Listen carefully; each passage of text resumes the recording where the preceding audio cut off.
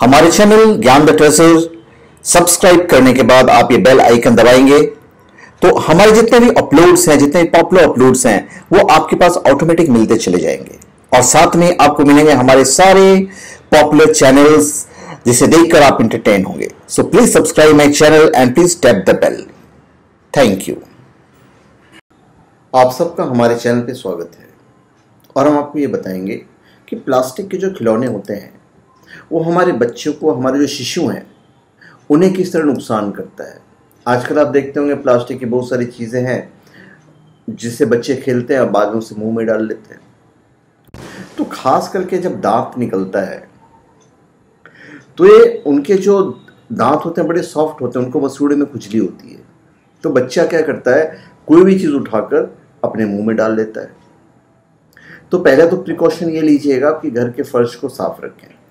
साथ ही साथ इस बात का भी ध्यान रखें कि बच्चा जमीन पर गिरी हुई कोई चीज उठाकर मुंह में नहीं डाले। बच्चा जब प्लास्टिक की चीजें मुंह में डालता है तो उसके जो साइड इफेक्ट्स हैं वो लेटर ऑन उनकी जो आंतें होती हैं उन पे असर करता है, उसका नुकसान जो है आंतों पर पड़ता है। तो इस दौरान बच्चों को चबाने के लिए प्लास्टिक के खिलौने देते हुए इस बात का खास ध्यान रखें कि खिलौने गर्म पानी से धुले हुए हों ताकि उनमें किसी तरह का कीटाणु ना हो। इसके अलावा अब बच्चों के हाथ में खाने की कोई ऐसी सख्त चीज जैसे कि गाजर, बिस्किट आदि पकड़ा दिया करें जिससे उसे मसूड़े की खुजली से राहत मिले और उसकी सेहत को कोई नुकसान नहीं पहुंचे।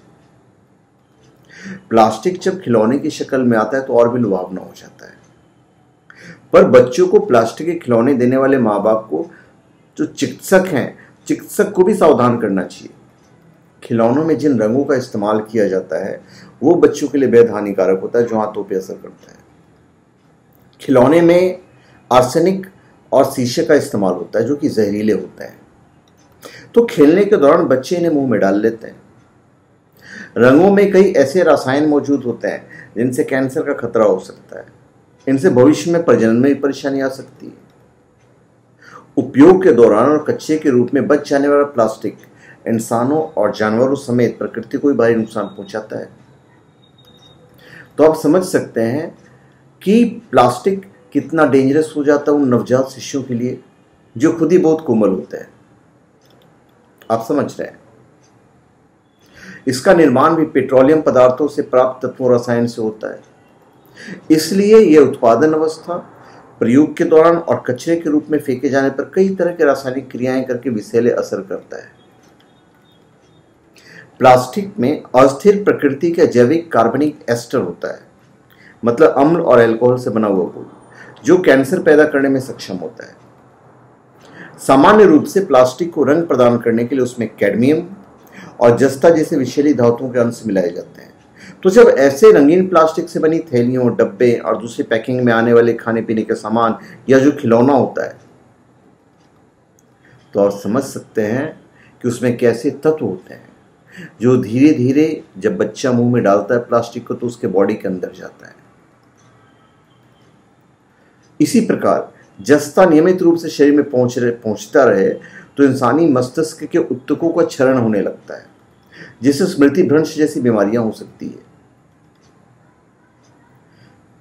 तो प्लास्टिक के जो साइड इफेक्ट्स हैं वो काफी खतरनाक होता है। इवन जो ब्रिटेन के जो वैज्ञानिक हैं उन्होंने भी चेतावनी जाहिर की है और जारी की भी है। उन्होंने प्लास्टिक से बने लंच बॉक्स, पानी की बोतल, भोजन को गर्म और ताज़ा रखने के लिए इस्तेमाल मिलाई जाने वाली पतली प्लास्टिक फॉइल के बारे में सचेत किया है कि इनमें 175 से ज़्यादा दूषित घटक होते हैं जो बीमारी के लिए जिम्मेदार हैं। वैज्ञानिकों का मत है कि अगर भोजन गर्म हो या उसे गर्म किया जाए तो ऐसे खाने को प्लास्टिक में बंद करने से या प्लास्टिक के टिफिन में रखने से दूषित रसायन खाने में चले जाते हैं। तो जो बच्चा मुंह में डालता है कुछ ना कुछ तो उसका साइड इफेक्ट होगा, क्योंकि है तो प्लास्टिक ही।